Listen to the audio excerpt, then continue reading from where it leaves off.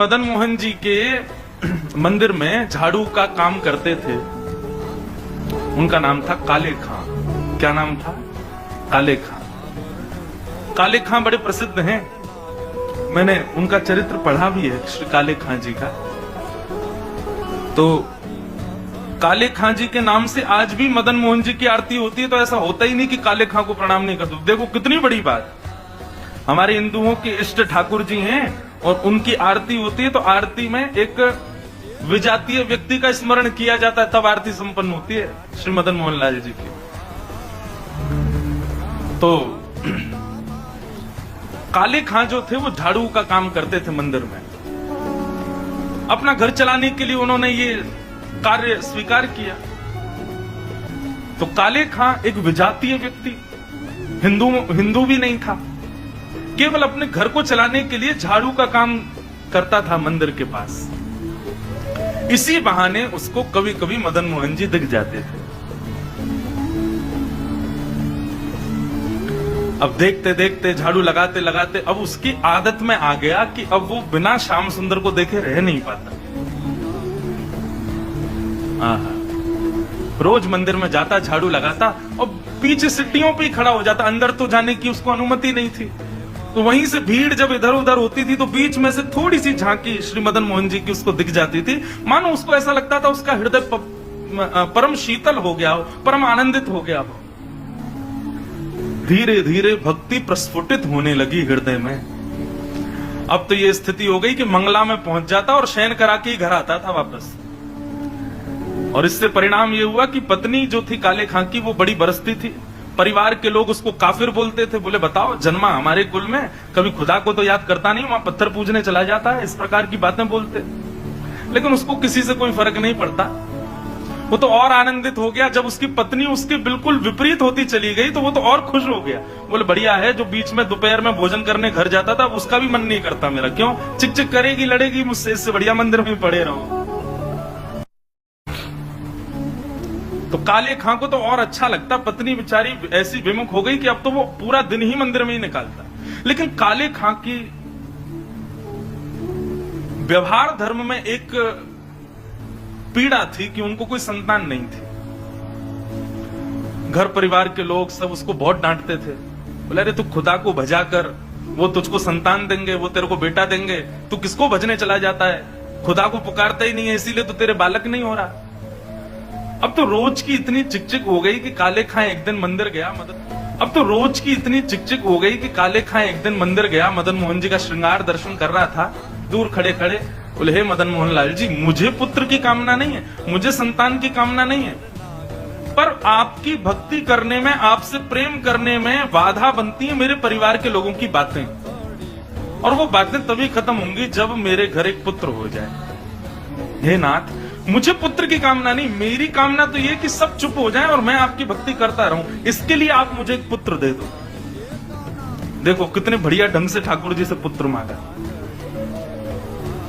और कृपा ऐसी हुई कि कहां परिवार के लोगों ने जब ज्यादा बोलना प्रारंभ किया तभी खबर आई कि काले खां की पत्नी जो है वो गर्भवती। पहले तो आधे लोगों के मुंह बंद हो गए। काले खां भी सबको बोलते थे, बोले तुम लोग कहते हो खुदा को भजो तभी बालक होगा, दो मेरे मदन मोहन लाल जी ने भेज दी संतान, अब देखना होगी। फिर ये हुई कि अब बेटी हुई तो समझेंगे कि इसके ठाकुर जी ने दी, बेटा हुआ तो समझेंगे हमारे खुदा ने दिया। बोले ऐसा नहीं, ये तो हमारे ठाकुर जी कृपा करेंगे, उन्हीं की कृपा से ही हो रहा है। और काले खां के यहां पर एक पुत्र ने जन्म लिया। जन्म लेते ही महाराज काले खां बड़ा खुश। इसलिए नहीं कि पुत्र हुआ, इसलिए कि अब सबके मुंह बंद हो गए, अब मुझसे कोई कुछ नहीं कहेगा, अब मैं निरंतर मदन मोहन लाल जी का खूब दर्शन किया करूंगा। लेकिन हमारे ठाकुर जी सीधी सीधी जीवन जिए कोई, इससे ठाकुर जी को आनंद नहीं आता। हमें बिहारी जी बड़े चतुर हैं, खुद टेढ़े हैं तो इसलिए भक्तों का भी जीवन टेढ़ा मेढ़ा ही कर देते हैं। ये बात आप सबने अनुभव की होगी। जीवन में अगर 10-15 दिन बड़े खुशी खुशी निकल जाएं तो चिंता और बन जाती है, अब पता नहीं क्या होने वाला है।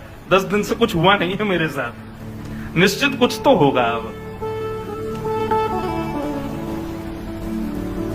काले खां का पुत्र 8 वर्ष का हो गया। सब आनंदित था, काले खां बड़ा प्रसन्न। अब तो जन्माष्टमी भी मनाता है, राधाष्टमी भी मनाता है, रामनवमी भी मनाता है। घर वालों को नहीं बताता, बस मंदिर में जाके सब उत्सव होते हैं उसमें आनंद करता है। 8 वर्ष का बालक काले खाका यमुना जी के तट पर, नदी के तट पर कहीं खेल रहा था अपने मित्रों के साथ, और एक सर्प ने उसको डस दिया। सर्प के डसते ही महाराज नीला पड़ गया उसका पुत्र, बेहोश होकर गिर गया। बालक दौड़े दौड़े गए काले खां के घर। काले खां तो मंदिर में था, उसकी पत्नी को जाके बताया। पत्नी रोते रोते मंदिर पहुंची, जाकर के बोली जल्दी चलो, हमारे बेटे को सर्प ने डस दिया है, वो नदी के तट पर बेहोश पड़ा है। मैं जा रही हूं उसके पास, तुम जाओ किसी झाड़ फूंक वाले को लेके आओ, हमारा बेटा मर जाए। जाकर के बोली जल्दी चलो, हमारे बेटे को सर्प ने डस दिया है, वो नदी के तट पर बेहोश पड़ा है। मैं जा रही हूं उसके पास, तुम जाओ किसी झाड़ फूंक वाले को लेके आओ, हमारा बेटा मर जाएगा। लेकिन काले खां व्यस्त था ठाकुर जी की श्रृंगार आरती में। श्रृंगार आरती हो रही थी। पत्नी इतना बोल करके लौटने लगी, लौट करके उसने पीछे देखा कि आए कि नहीं, तो देखा तो काले खां तो ठाकुर जी को ही देख रहा था। पत्नी जाकर के बरसने लगी, बोले तुमको अभी भी यही दिख रहे हैं? अरे हमारा बेटा मरने वाला है, देरी करोगे, कोई झाड़ फूंक वाला नहीं पहुंचा तो उसकी मृत्यु हो जाएगी। लेकिन काले खां तो अभी भी मदन मोहन जी को ही देख रहे थे। पत्नी ने कहा यदि मेरे पुत्र को कुछ हो गया ना, तो फिर देखना मैं क्या करती, तुम्हें और तुम्हारे इस मदन मोहन को दोनों को देखूंगी। ऐसा कहकर के पत्नी तो चली गई। काले खां वहीं खड़े रहे, नेत्रों से अविरल अश्रुधार बहाने लगे। इसलिए नहीं कि पुत्र को सर्प ने डसा, इसलिए हे मदन मोहन लाल, क्यों आप चैन से नहीं बैठने देते मुझको? क्यों आप चैन से मुझे दर्शन नहीं करने देते? ये सब मुझे पता है आपकी लीलाएं हैं, और ये सब क्यों करते हो ये भी मुझे पता है, मुझे परखने के लिए कि मैं अपनी स्थिति से च्युत तो नहीं हो रहा कहीं। लेकिन मेरा पुत्र दिया आपने था, तो बचाओगे भी आप ही। और पुनः कहूंगा, इसलिए नहीं कि मेरा पुत्र है, इसलिए कि मैं आपसे दूर ना हो जाऊं, बस मेरे पुत्र को बचाना। संध्या आरती के बाद जैसे ही कपाट बंद हुए, काले खां नदी के तट पर पहुंचा। भीड़ इकट्ठी थी। पत्नी को जैसी पता चला काले खां, बोले आगे ओझा को नहीं लाए, झाड़ फूंक वाले को, बोले वो तुम्हें भूल गया। इतना कहना हुआ कि महाराज परिवार के लोगों ने काफिर काफिर कहकर के काले खां को सुनाना प्रारंभ कर दिया। दौड़ करके गए, ओझा को लेकर के आए। जैसे ही ओझा ने आकर के उसकी नब्ज आदि देखी तो कहा ये बालक तो जीवित नहीं है, इसकी तो मृत्यु हो चुकी है।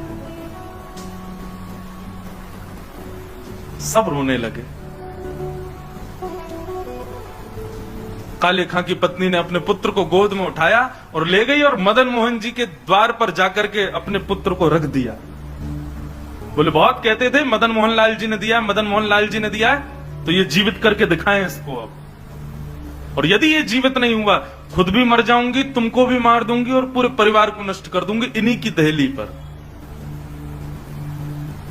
तब काले खां ने मदन मोहन लाल जी को निहारा, और निहार करके कुछ शब्द काले खां ने लिखे हैं। तो बोले बहुत कहते थे मदन मोहन लाल जी ने दिया, मदन मोहन लाल जी ने दिया है, तो ये जीवित करके दिखाएं इसको अब। और यदि ये जीवित नहीं हुआ, खुद भी मर जाऊंगी, तुमको भी मार दूंगी, और पूरे परिवार को नष्ट कर दूंगी इन्हीं की दहली पर। तब काले खां ने मदन मोहन लाल जी को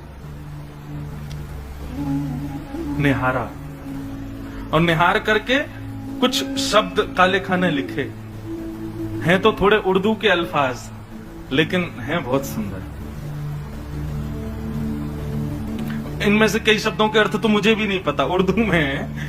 पर एक बात कहें, भक्त की जब चरमोत्कृष्ट भक्ति हो जाती है ना, तो उसकी भक्ति शब्दों के रूप में निकलने लगती है। जब भक्ति चरम स्थिति में पहुंचती, कहां मीराबाई ने नहीं गाया, सूरदास ने नहीं गाया, तुलसीदास ने, सबने गाया। एक बात नोट कर लीजिएगा, जिसने पाया उसने गाया, और जिसने नहीं पाया वो गा नहीं पाया कभी। यदि बिहारी जी मिलेंगे ना तो आप गाने का प्रयास नहीं करोगे, गाना अपने आप होगा, अपने आप प्रकट होंगे शब्द आपके मुख से। अभी हमारी स्थिति क्या है, अभी हम सूरदास के पद गाते हैं, अभी मीराबाई के पद गाते हैं, अपने हमारी कोई निर्माण नहीं है, अपनी हमारी कोई सामर्थ्य नहीं है। पर जिस दिन बिहारी जी मिलेंगे उस दिन जिह्वा में सामर्थ्य आएगी और आप कुछ ना कुछ गाओगे, ये निश्चित है। जो पाएगा वो गाएगा। काले खां मदन मोहन लाल जी की ओर देखने लगा और कहने लगा, मुसफक साफीक रफीक दिल दोस्त मेरे नजदीकी हकीकी ख्याल कीजिए, मेहरबान कदरदान आला तू जहान बीच, मुझसे गरीबों का गुनाह माफ कीजिए। काले बेकरार खड़ा तेरे दरबार पे, काले बेकरार खड़ा तेरे दरबार पे, नंद के कुमार जरा गौर अब कीजिए, हिंदुओं के नाथ तो हमारा कुछ दावा नहीं, जगत के हो नाथ तो हमारी सुध लीजिए। हे मदन मोहन लाल, एक द्वार पर खड़ा है तुम्हारे, यदि तुम हिंदुओं के नाथ हो तो हम वापस चले जाएंगे, कोई कृपा मत करना। पर मैंने सुना है लोग आपको जगन्नाथ बुलाते हैं, जगत के हो नाथ, जगत के हो नाथ तो हमारी सुध लीजिए।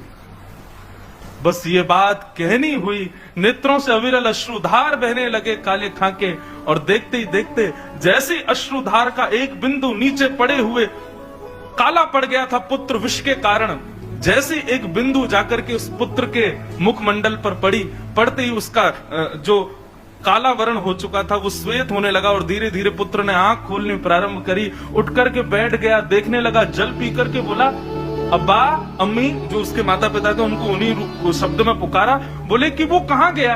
बोले कौन?